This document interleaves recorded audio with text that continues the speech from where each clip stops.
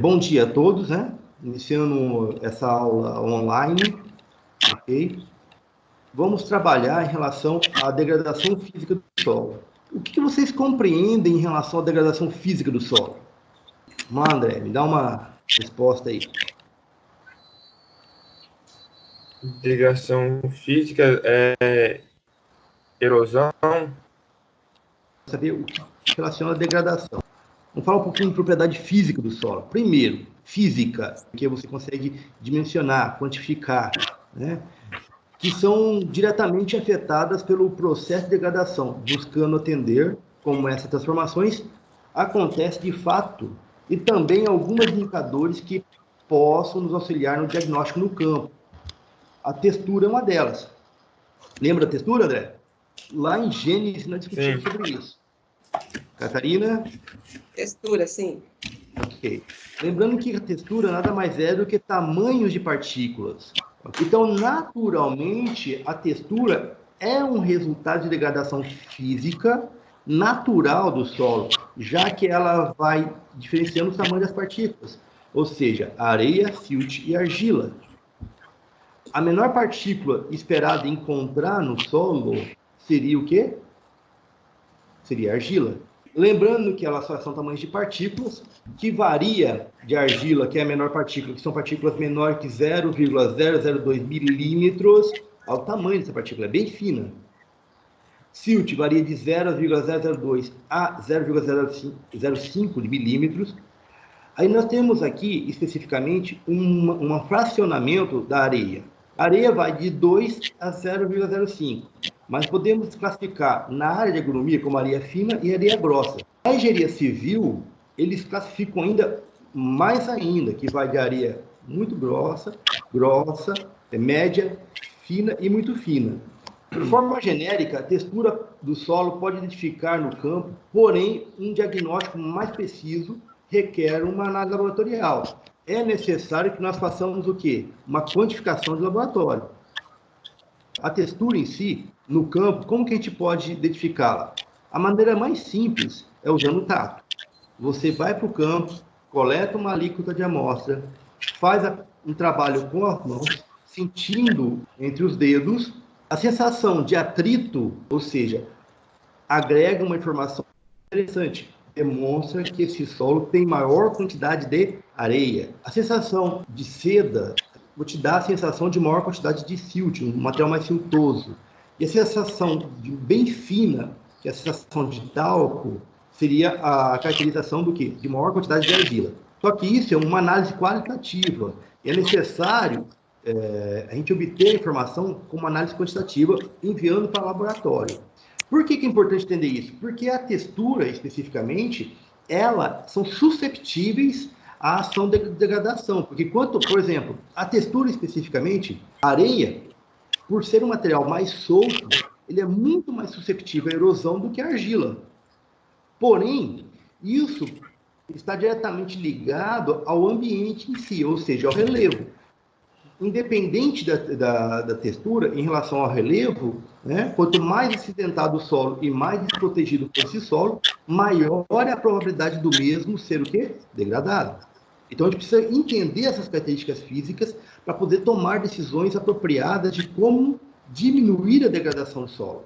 Então, a influência da textura do solo, né, nós temos aqui um quadro que pode corroborar com a gente. O solo de textura mais fina tem maior possibilidade de retenção de água, okay? Enquanto os arenosos, menor retenção de água. A circulação de água é dificultada pelos solos mais argilosos, enquanto a circulação de água no solo ela é facilitada pelos solos arenosos. Por que isso?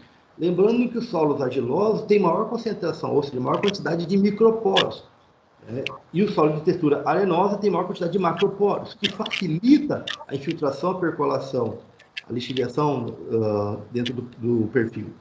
Coesão do solo é mais elevada nos solos argilosos e mais baixa nos solos arenosos. A consistência, lembra da consistência? Porque eu preciso que vocês releiam, eu preciso que vocês releiam o material que nós estudamos em Gênesis.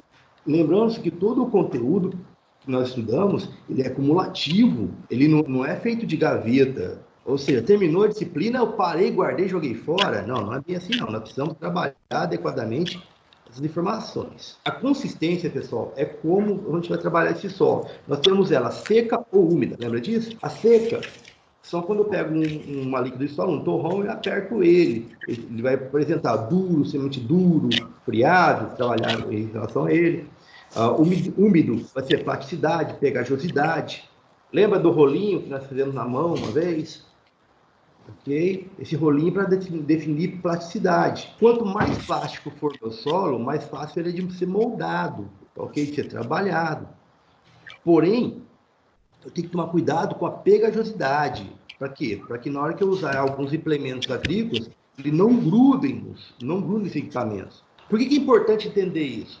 Porque dentro do processo físico, nós vamos trabalhar um pouquinho sobre estrutura. E agora eu vou recomendar uma leitura para vocês, que é de um material interessante, que é o diagnóstico rápido de estrutura do solo do DRESS. Por quê? Porque ele vem adaptar uma metodologia bem simples, utilizada na classificação do solo, quem faz o levantamento a campo, da estrutura do solo.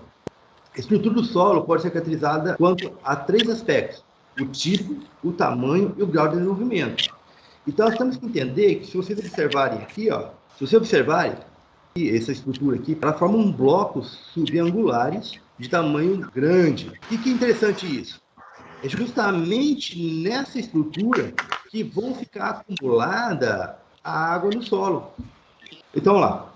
O DRESS, especificamente, né, ele busca o quê? A estrutura ideal, adequada, que permite que o solo sustente altas produtividades agrícolas e, ao mesmo tempo, desempenhe a sua função ambiental. A ideia é que nós entendamos que existe a necessidade de compreender que o solo ele precisa apresentar qualidade ambiental. Ou seja, um solo com baixa qualidade ambiental é um solo ruim, ele é um solo que praticamente nós não temos uma boa relação com ele. E a sua resposta em termos de produtividade sempre vai ser baixa. Há várias práticas de manejo que podem manter ou, idealmente, melhorar a estrutura do solo. A inserção de espécies com incremento de raiz vigorosos no sistema de produção, como as braquiárias ou a aveia preta, é fundamental para melhorar a estrutura do solo, principalmente em sistema de plantio direto. Gente, é extremamente importante entender isso. Por quê? A prática, o manejo, eu trabalhava no campo, ele vai melhorar a qualidade ambiental. Como eu disse para vocês na nossa última aula presencial, tem uma metodologia nova, desenvolvida pela Embrapa, ao qual ela vai analisar a qualidade do solo usando enzimas. E esse material já está sendo colocado especificamente já nos laboratórios para ser analisado. E qual é a vantagem disso?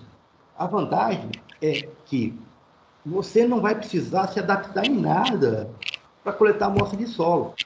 Você vai coletar a amostra de solo para a fertilidade do solo normalmente e vai encaminhar para o laboratório e só vai solicitar essas análises a mais. E o bacana é que eles já mapearam boa parte dos solos com alto potencial de produtividade em relação a essas enzimas. Então, o que é bacana nisso? Com base nessas análises, será possível nós utilizarmos como referência para readequarmos o manejo do solo.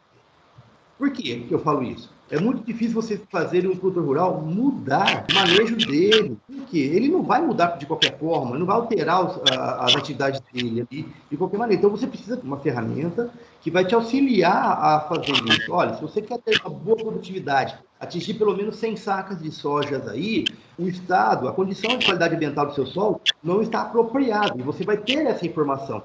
Então, o que eu vou fazer para vocês? Eu vou trazer essas informações para vocês para ter uma maior facilidade de compreensão e usar essa ferramenta também. Ela acabou de ser lançada o ano passado no Congresso Brasileiro de Ciência do Solo, que ocorreu aqui em Cuiabá, ok? Eu tive o prazer de estar presente lá, juntamente na apresentação da pesquisadora da Embrapa, e ela nos trouxe essa informação, e este ano já estão trazendo para os laboratórios. Então, é bacana a gente, pelo menos, saber, conhecer essa ferramenta, né, com o tempo se adequar a ela para poder trabalhar no campo. O sistema de plantio direto, nós vamos falar depois sobre ele com mais ênfase, mas é interessante saber que o conceito em si é extraordinário. Por quê? Quanto menos você revolver o solo, quanto menos você mexer no solo, menos você vai desestruturar esse solo, concorda? Se eu não manter a estrutura desse solo, eu mantenho toda essa questão que nós estamos discutindo aqui da qualidade do solo na questão física. Rotação de culturas. A rotação de culturas também é uma prática agrícola que deve ser respeitada no campo. Por quê? Porque, naturalmente, nós entramos no campo, lá no talhão, no campo, lá dentro, tiramos a biodiversidade do solo, né, as vegetações que estavam ali em cima, para fazer uma monocultura de grande escala econômica. Então, o que nós estamos fazendo? Nós estamos diminuindo ali uma probabilidade das espécies bióticas do solo trabalharem melhor no ambiente. E vai fazer o quê? Concentrar uma pequena quantidade de espécies que vão se adaptar especificamente àquela cultura que não estão usando.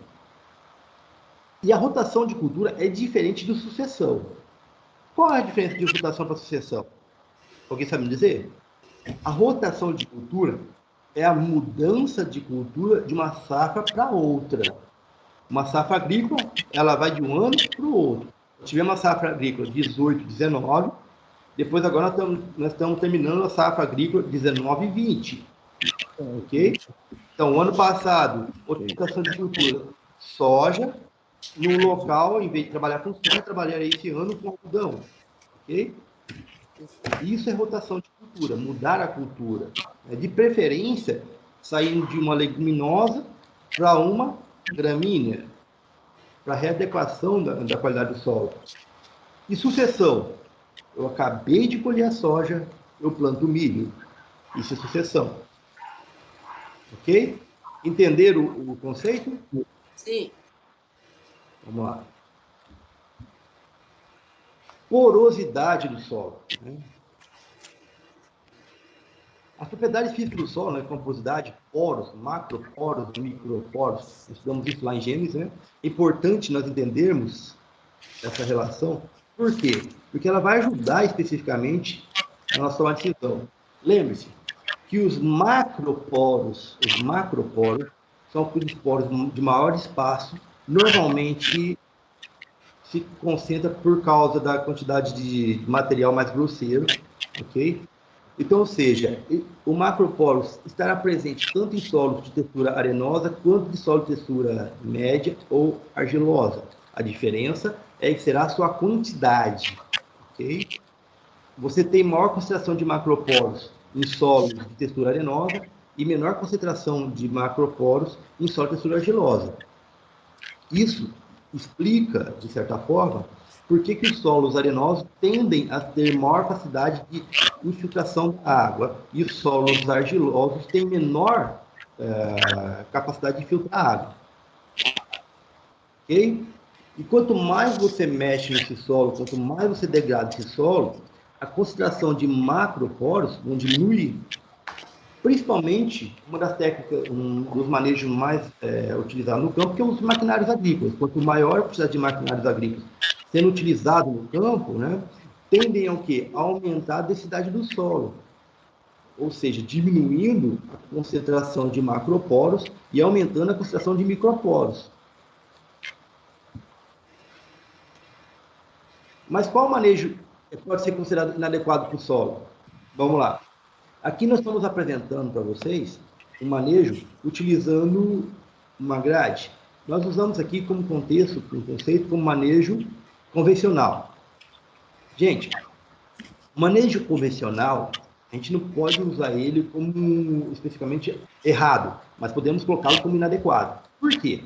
Porque o manejo, especificamente, o uso da grade, o uso do niveladora, ele pode ser muito útil em determinado momento, mas nós temos que tomar o máximo possível de cuidado para utilizar essa técnica. Usá-la apenas quando realmente necessárias. Ok até aqui? Sim. Por que é importante entender que o manejo convencional ele não pode ser descartado plenamente? Mesmo porque, historicamente, preciso entender como que funciona esse manejo. Eu não sei se eu comentei com vocês qual que é o histórico dos implementos agrícolas, como arada, grade, rebeca. Eles vieram da onde para a agricultura brasileira? Eles vieram da Europa, eles vieram lá juntamente com nossos colonizadores, os portugueses. Nós temos que lembrar que aquelas regiões especificamente são regiões que sofrem com períodos mais frios, que sofrem muitas vezes lá na Europa com o quê? Com neve, né? E o período de plantio deles é muito curto e eles não podem esperar o gelo derreter. Então eles precisam usar técnicas para revirar o solo. E essa forma de revirar o solo faz com que o gelo fique embaixo e o solo em cima, recebendo radiação solar. E neste momento, a água lá embaixo também é utilizada por quem? Pela planta, que vai ser inserida ali depois. Então, os implementos agrícolas, eles têm um histórico, eu preciso entender o seu histórico para poder utilizar. Mas peraí, então significa que os solos brasileiros, como não tem neve, não podem ser utilizados? Não, não disse isso. Eu só te disse de onde eles foram formados e por que foram construídos esses implementos. Mas para o Brasil especificamente, muitas vezes, dependendo da situação, eu poderei utilizar esse implemento. Para quê? Para manejar adequadamente o meu solo quando ele se encontra em situações que não estão favoráveis ao desenvolvimento fenológico da cultura. Então, qual que é a ideia? Por exemplo, anteriormente falamos sobre o sistema de plantio direto. O plantio direto é uma forma de trabalhar o solo, né, para tentar diminuir a aceleração da degradação do solo. Só que as vantagens que ele traz, né, convenceu o produtor rural a adotá-lo muito facilmente. Por quê? Ele diminui o uso de maquinária agrícola no campo. Quanto menos, melhor.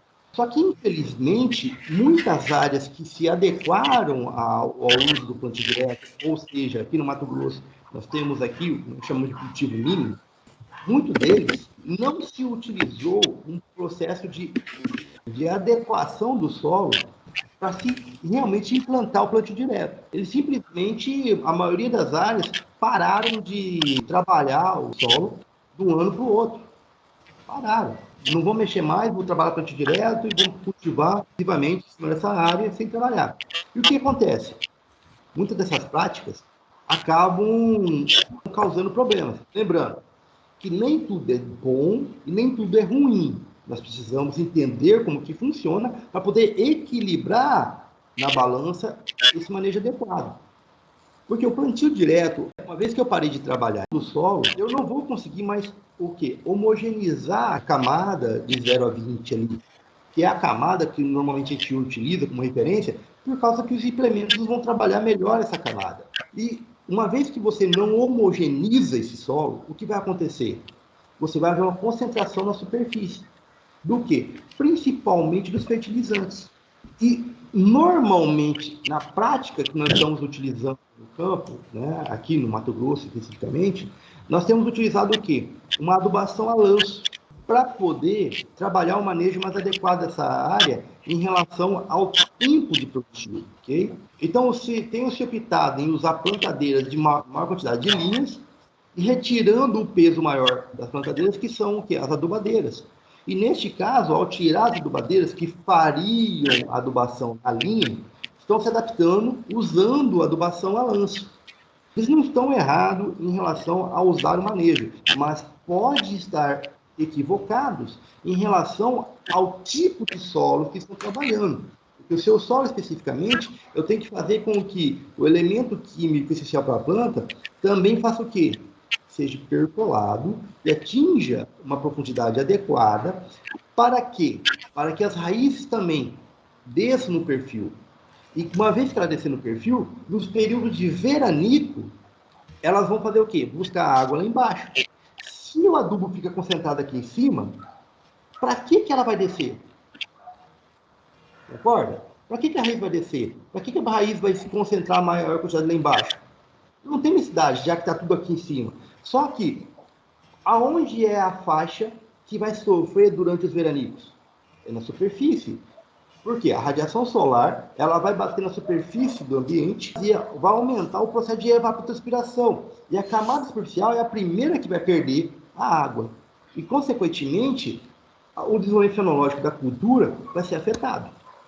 Ele pode não chegar a causar pó de murcha permanente, mas, com certeza, vai ter um efeito direto na produtividade. O uso excessivo de equipamento de preparo do solo pode aumentar a erosão. Por quê? Porque você vai degradar o solo, você vai quebrar as partículas, vai quebrar ali, principalmente a estrutura do solo, deixar ele solto, fofo, né? E uma vez que você deixa ele solto, fofo, e você deixa ele o quê? Simplesmente susceptível à erosão. E o maior problema nesse caso é justamente o quê? Uma vez que você está revolvendo o solo, misturando ele, usando esses elementos, você também incorpora o quê? O material orgânico que anteriormente estava na cobertura do solo, sendo utilizado como uma ferramenta de proteção do solo. Outros problemas causados pelo uso excessivo e inadequado do arado e da grade é a compactação do solo.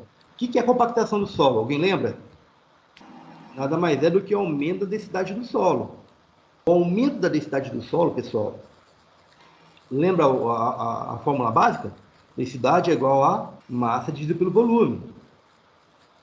Quanto maior a densidade do solo, menor é a capacidade do quê? Das raízes infiltrarem no perfil do solo. E vocês vão verificar o quê? Um efeito que a gente conhece como pé de grade. O que é o efeito pé de grade? Vai formar uma camada ali mais dura, mais resistente, mais densa. E essa camada vai impedir com que a raiz penetre, fazendo com que ela crie um mecanismo de buscar uma fissura nessa camada para poder fazer o quê? Continuar indo profundo. Por que é importante entender isso, pessoal? Porque o problema da planta fazer isso aqui, ó, é que ela vai ter que gastar energia. Em vez dela gastar energia na parte, para nós aqui, que é importante, que é na parte aérea, ela vai ter que desviar a energia da parte aérea para a raiz. Então, todo o espaço que ela precisar crescer até atingir o quê? A fissura, ela está gastando energia, e essa energia vai ser resultante no quê? Na perca do desenvolvimento aéreo. E uma vez que eu perco o desenvolvimento aéreo, eu também tenho a grande probabilidade de perder o quê?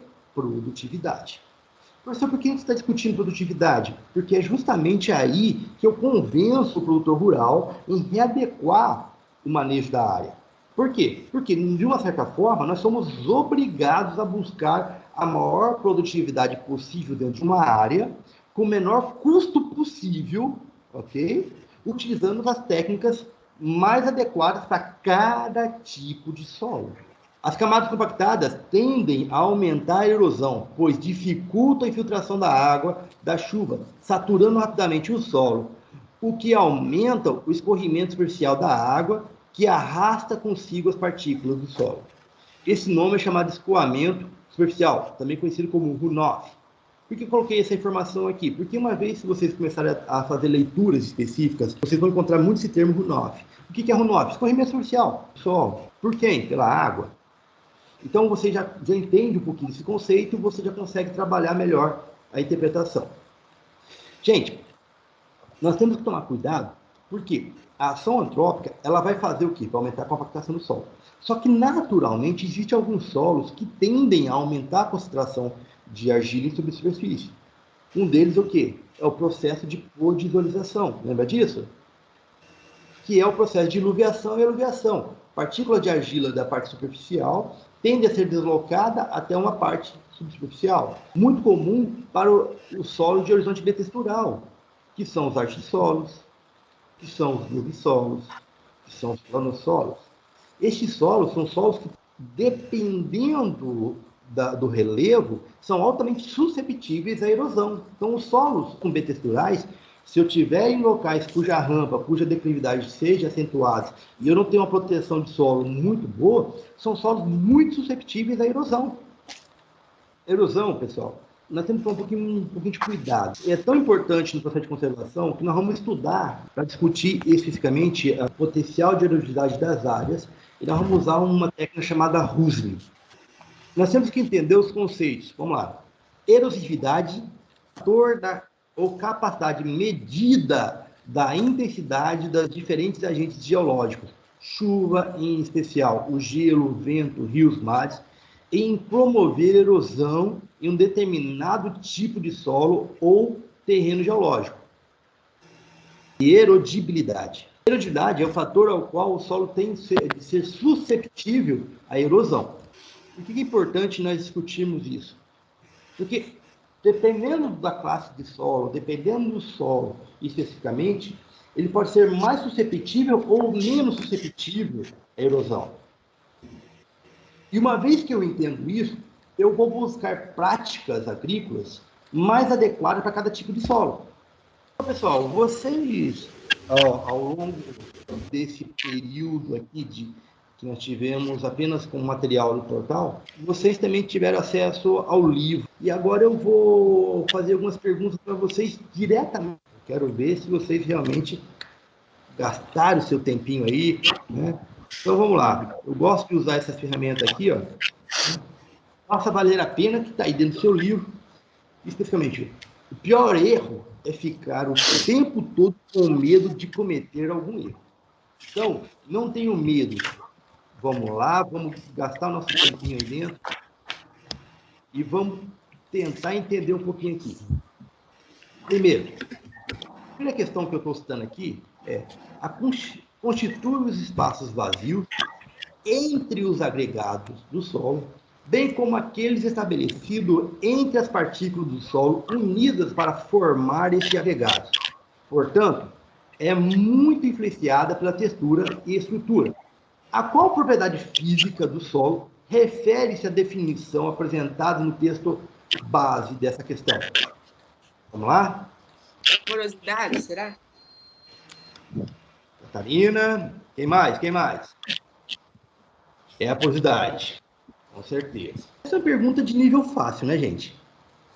O texto base dessa questão apresenta uma definição da porosidade do solo, que é uma propriedade física fortemente influenciada pela granulometria do solo, a textura, e também pela presença, forma e tamanho dos agregados do solo.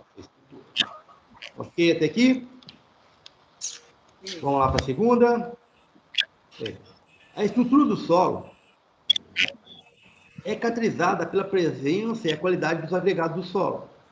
Os agregados do solo, por sua vez, são constituídos pelo agrupamento de partículas do solo, minerais e orgânicas, que são unidas por agentes cimentantes. Nas alternativas a seguir, identifique aquela que apresenta somente agentes cimentantes, formadores de agregados do solo. Vamos lá. A, B, C, D ou E? Que são agentes cimentantes? Pois é, explica aí. Falamos em Gênesis. Lembra de cimento, né? Cimentante, cimento. Para que serve? Para agregar, para juntar. Né? Eles facilitam a formação de estruturas. Ok? É isso que nós queremos. Queremos buscar materiais que facilitem a formação de estruturas, principalmente estruturalmente. Então, para que haja os agentes cimentantes, eu preciso de partículas que tenham maior superfície específica de contato. E essas partículas, normalmente, são as menores partículas que nós podemos trabalhar. Neste caso, vão ser quem? Orgânico, eu acho. Argila E matéria orgânica. Fantástico. Areia. Não, pelo amor de Deus, argila e matéria orgânica. Partículas menores que 0,002 milímetros, conhecido como argila, podemos considerá-las como material coloidal. E os materiais coloidais são conhecidos como agentes cimentantes. Ok? Argila é justamente nosso material mineral e a matéria orgânica, o próprio nome fala, são o que? O material orgânico. Só que a matéria orgânica, para nós especificamente, ela tem que estar na sua característica de material caracterizado como humus. Lembra disso? São partículas muito finas. Ou seja, a resposta correta é a alternativa A. Conforme o conteúdo estudado, a argila e a matéria orgânica, por suas propriedades físicas e químicas, atuam como agentes cimentantes na formação dos solos, dos agregados dos solos, conferindo-lhe estabilidade. Ok? Ok. Alguma dúvida sobre essa questão? Então, vamos lá para a terceira questão. Em nossos estudos, podemos verificar que a erosão hídrica dos solos agrícolas é potencializada por alguma situação que podem ou não decorrer do manejo inadequado do solo. Sobre este tema, analise as afirmativas a seguir. Primeiro, independentemente das condições de porosidade do solo, em situações nas quais a ocorrência de chuvas se dá por um período prolongado, pode haver a saturação do solo e, assim, a impossibilidade de mais água se infiltrar no solo. 2. Solos que apresentam porosidade reduzida por serem naturalmente mais densos ou por terem sido compactados. 3. Solos com camada superficial compactada, conhecida como pé de arado ou pé de grade, formado pelo uso de arados e grades em condição de solo úmido, constitui um impedimento físico à infiltração de água. 4. Independentemente da condição de porosidade do solo, a ocorrência de chuvas muito intensas em curto espaço de tempo pode exceder a capacidade de filtração de água do solo. São situações que podem contribuir para a formação de enxurradas. Qual alternativa está correta? A, B, C, D ou E? Eu acho que a 1 é correta. A 3 também eu acho que é correta. Para mim, letra A. Vamos lá. E mais? Eu acho que é a 1 e a 3. E a 3. Que mais? Podemos? Podemos. Pessoal, a alternativa correta é a E. São todas. As situações apresentadas pela afirmativa 1, 2, 3 e 4 constituem condições ambientais que podem favorecer a formação de enxurrada e, portanto, são potencializadas na formação de processos erosivos. São estas as situações: ocorrência de chuva por período prolongado, solos que apresentam porosidade reduzida, ou seja, maior densidade natural ou compactado, formação de pé de arado ou pé de grade na camada subsuperficial e ocorrência de chuvas muito intensas em um curto espaço de tempo. Muito intenso. Tá certo. Ok? Vamos lá. Opa. Temos mais alguém chegando agora.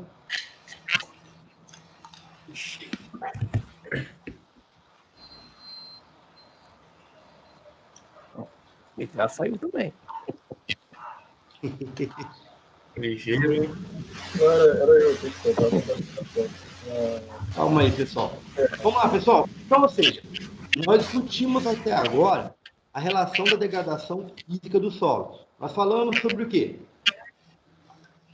Sobre textura, tamanho de partícula, como ela influencia as características, as relações do solo. Nós falamos também sobre o quê? Estrutura. Ou seja, nós falamos sobre os agregados, como elas são formadas, principalmente a relação do quê? O material coloidal, agente cimentante, né? Ou seja, nós precisamos trabalhar. Tem como eu aumentar a quantidade de argila no solo? Não. Ou seja, por quê? Porque ele é um processo natural. Mas se eu utilizar de forma inapropriada a grade, eu vou quebrar as partículas do solo. Ou seja, vou fazer com que as partículas menores desçam no perfil, né? E uma vez que elas descerem no perfil, eu vou fazer o quê? Vou aumentar a concentração de areia na superfície. E, neste caso, posso gerar o que nós chamamos de desertificação, que foi falado na nossa última aula presencial. Ok? Mas existe como aumentarmos a concentração de matéria orgânica no solo. Ok? Por isso o sistema de plantio direto é extremamente importante, porque a gente consegue trabalhar aumentando a concentração de material orgânico, né, que vai se decompor virando matéria orgânica, que vai continuar se decompondo até chegar ao extrato conhecido como humus. Ok? Então, a escolha do material orgânico é extremamente importante para manter a qualidade do solo. E dessa forma, trabalharmos como agente cimentante e melhorar a estrutura desse solo. Professor, Diga. Vou falar, Catarina. plantio direto, aqui no estado, os grandes produtores, existe alguém que faz esse sistema?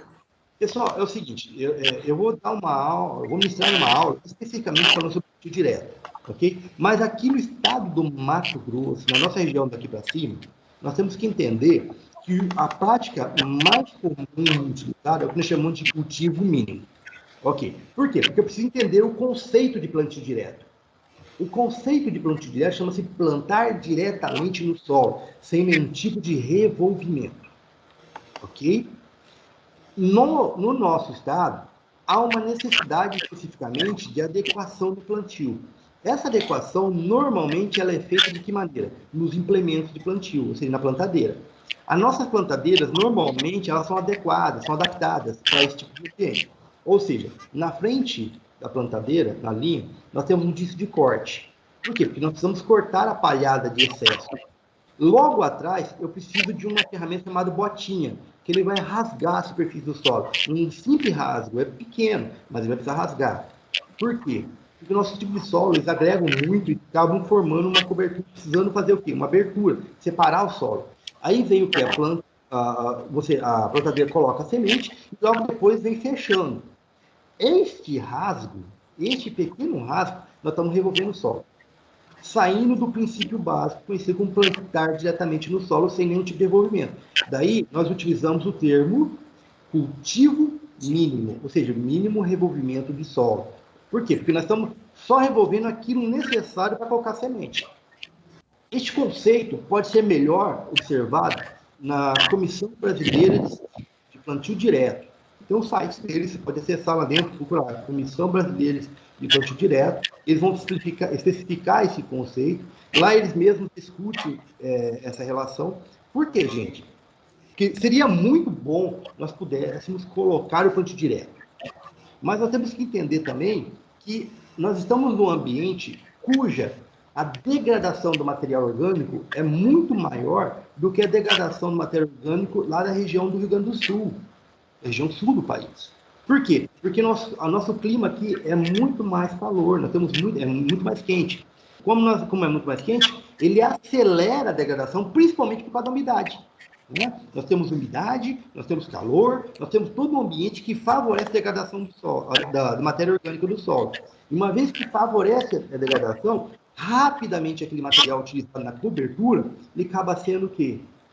Extinto. Quem aqui já foi para campo, né, e já olhou nas culturas de soja, nas culturas implantadas, né, que você vai ver que rapidamente você já tem poucos vestígios sobre a cultura anterior que estava ali. Ok?